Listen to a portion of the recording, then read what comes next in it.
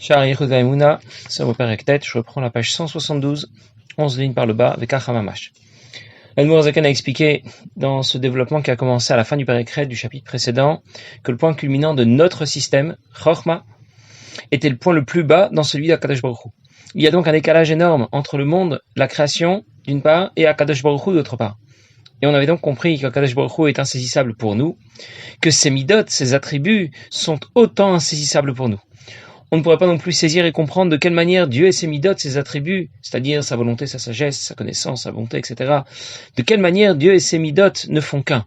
C'est ce qu'on appelait Ardut Apshuta, l'unité simple, ça veut dire qu'il n'est pas composé.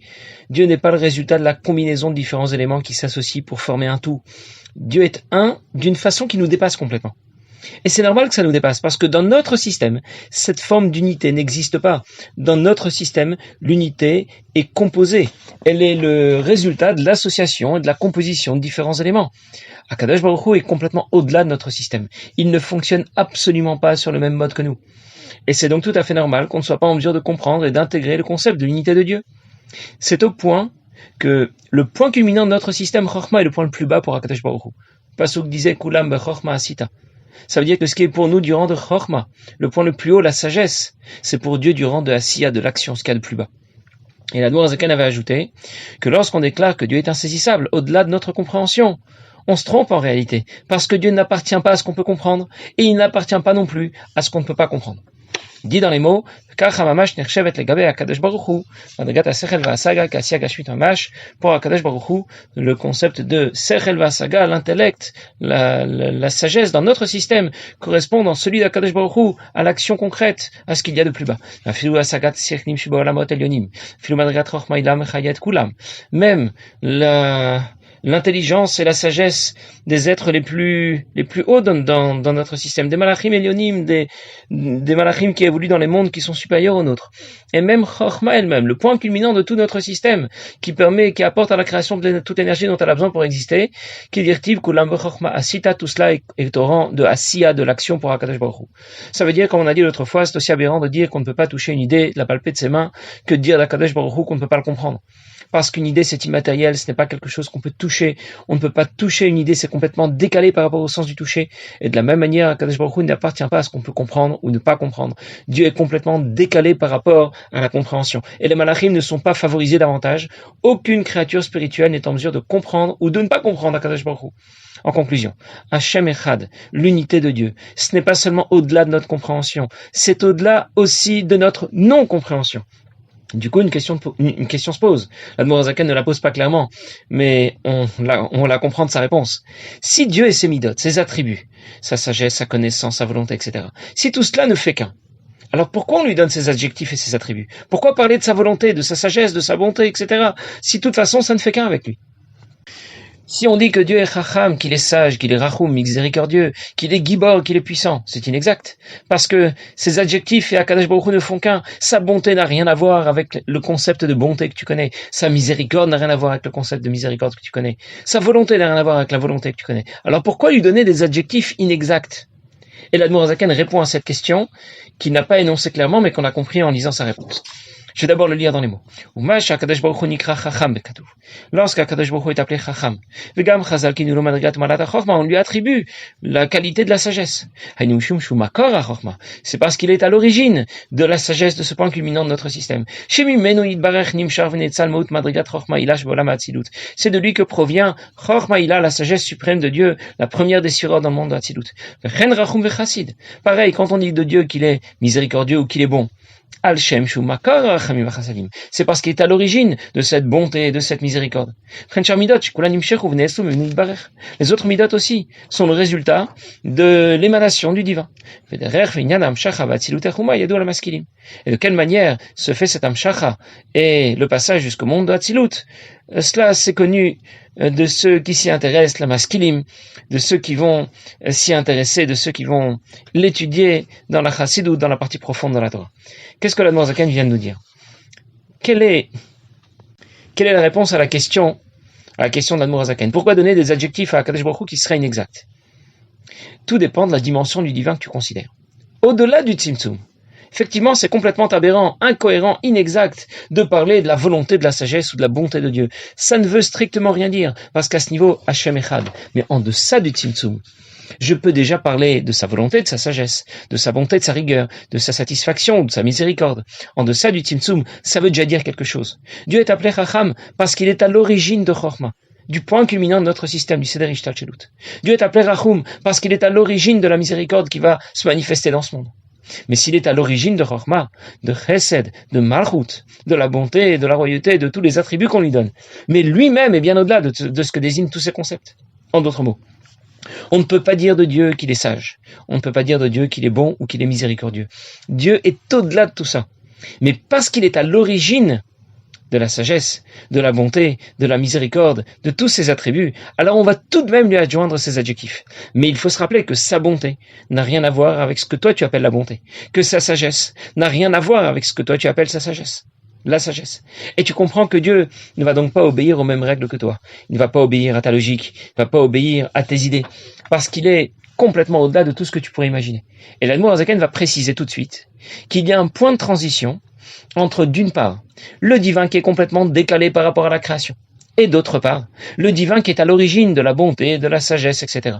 Ce point de transition, c'est le concept de Tzimtzum. On en a déjà parlé plusieurs fois, on en a notamment parlé dans l'Écoute Amarim, Perek Memchet, chapitre 48, et l'Admour Hazaken va en parler davantage dans la note que je vais lire tout de suite. Et il dit, je vais d'abord la lire, et je vais tout de suite après expliquer. Sodat Tzimtzum Be'Oren Sof Baruch. Le secret du Tzimtzum. Le premier s'appelle Oren Sof Baruch. Tzimtzum Adam Kadmon. Le deuxième Tzimtzum s'appelle Adam Kadmon. L'homme d'avant. Soda Dikna. Et le secret de la barbe. Voilà les trois noms par lesquels on va désigner les trois grands Tzimtzumim qui s'articulent pour permettre l'amshachah jusqu'au monde de Hatzilut. Chez Sod Kol HaTzimtzumim, le Tzamtzem Haor Shitlabesh B'Prinat Kelim Diyut Sfirot. L'objectif de tous ces Tzimtzumim est de permettre l'intégration de la lumière infinie de Dieu aux 10 Sfirot du monde de Hatzilut. Les 10 Sfirot qui correspondent aux attributs d'Akadosh Baruch Hu. Quand la lumière infinie de Dieu a intégré les premiers Kelim, les premiers réceptacles, les premiers attributs du divin, les premières Sfirot, Chochma, Bina et Dat, la sagesse, la connaissance, la compréhension, la connaissance. Alors à ce stade, on peut déjà parler de sa connaissance, de celui qui connaît, de la faculté de connaître, de dire qu'il se connaît de l'intérieur, il connaît l'ensemble de la création comme il se connaît de l'intérieur. À ce stade, on peut déjà parler de la connaissance d'Akadosh Baruch Hu, mais pas au-delà. Les fiches prinat kelim de Hatzilut nasim neshama vechayut librea yetzirasia l'ochal asher bahem. Et ce sont ces kelim, les sphirot du monde de Hatzilut, qui vont apporter l'énergie et la vie à tout le système qui suit au monde de Bria et Yetzirah et tout ce qu'ils contiennent. Mais s'il n'y avait pas ces Tzimtzumim qui précèdent le monde de Hatzilut, le Sherkla Lomar ou Ayodav Amada, au-delà de ces Tzimtzumim, alors on ne peut pas parler de sa connaissance, de celui qui connaît ou de la faculté de connaître. Ça ne veut strictement rien dire pour Akadosh Baruch Hu. Il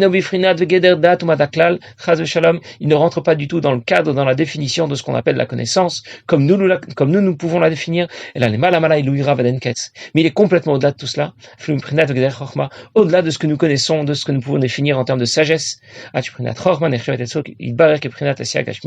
au point que Chochma, le point culminant de tout notre système que l'on nomme la sagesse, pour Akadosh Baruch Hu, c'est comparé à l'action concrète.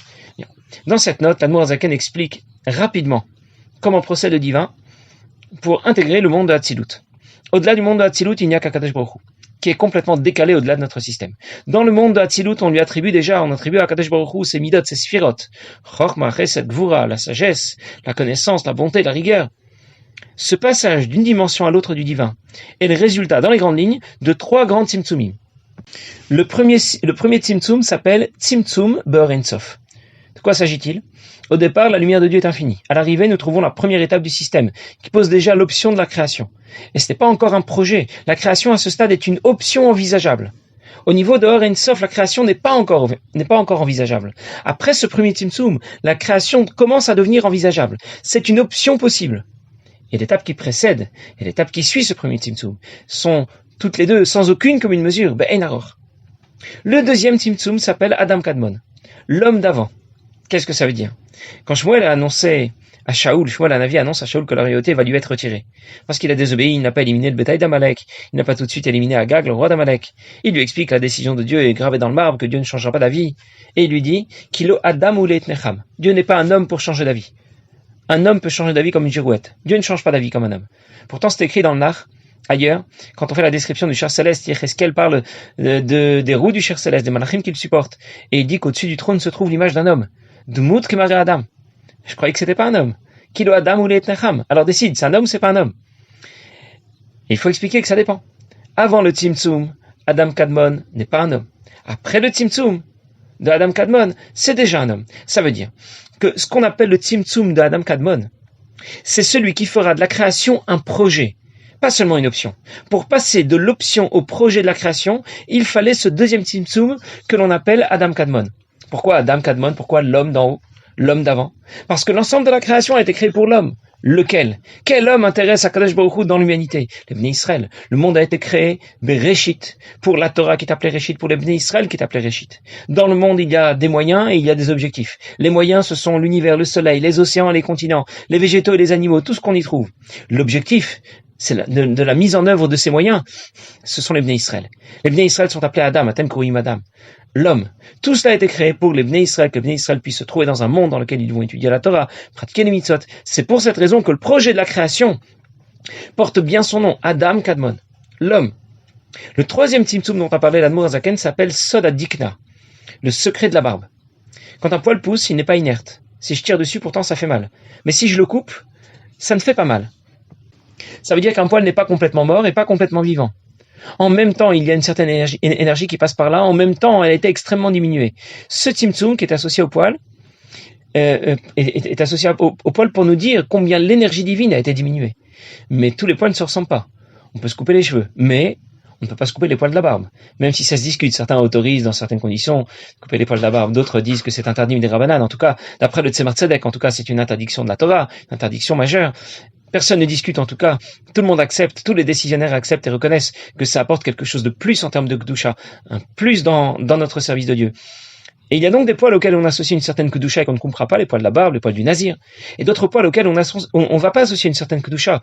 Au contraire, ceux des cheveux par exemple. Il y a un Mahamar dans Derech Mitzotecha du Tzemar Tzedek qui parle de Tiglath HaMetzora, du lépreux qui doit raser tous ses poils, tous les poils du corps au cours de son processus de purification. Et le Tzemar Tzedek explique en détail ce sujet. Il distingue dans ce Mahamar différents types de poils, ceux des cheveux qu'on peut couper, ceux de la barbe qu'on ne peut pas couper, les cheveux d'une femme mariée qui doivent être couverts. Le Tzemar Tzedek disserte longuement sur ces différentes catégories de poils. Pourtant, je croyais que les poils s'inscrivaient plutôt du côté de l'Akdoucha. Pourquoi la barbe est associée à l'Akdoucha, on ne la coupe pas, tandis que les cheveux ne sont pas toujours associés à l'Akdoucha? Alors décide, les poils, c'est positif ou négatif? C'est associé à l'Akdoucha ou pas? Et le Tzemar Tzedek rapporte dans ce Mahamar le concept de Sichat Roulin. Un simple bavardage. Il pose la même question à ce sujet. Les bavardages, c'est bien ou c'est pas bien? C'est positif ou négatif? Et il répond, ça dépend qui les dit.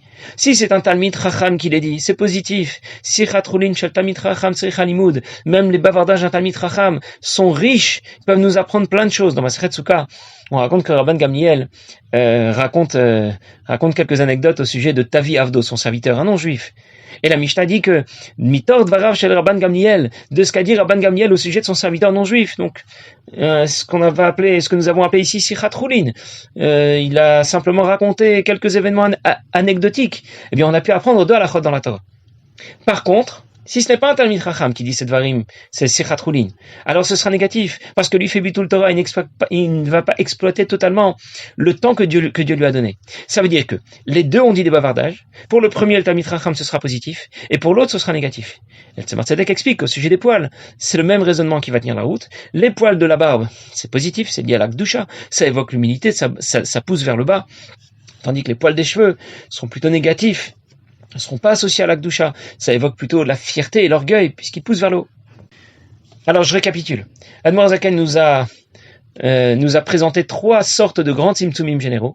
Tzimtzum Be'or Ein Sof, la contraction de la lumière infinie de Dieu.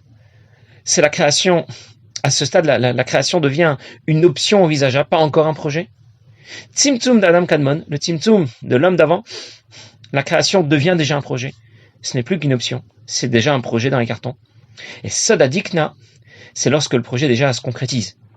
le secret de la barbe. Sans l'intervention de ces trois grandes catégories de Tzimtzumim, il n'y aurait pas de création possible. Seulement Ein Sof. Conclusion. On ne peut pas dire d'Akadosh Baruch Hu qu'il est Chacham, Gibor ou Chasdan, qu'il est sage, fort et puissant ou qu'il soit généreux. Ça ne veut rien dire au-delà du Tzimtzum. Mais pour nous, qui vivons sous l'effet du Tzimtzumim, ça veut déjà dire quelque chose.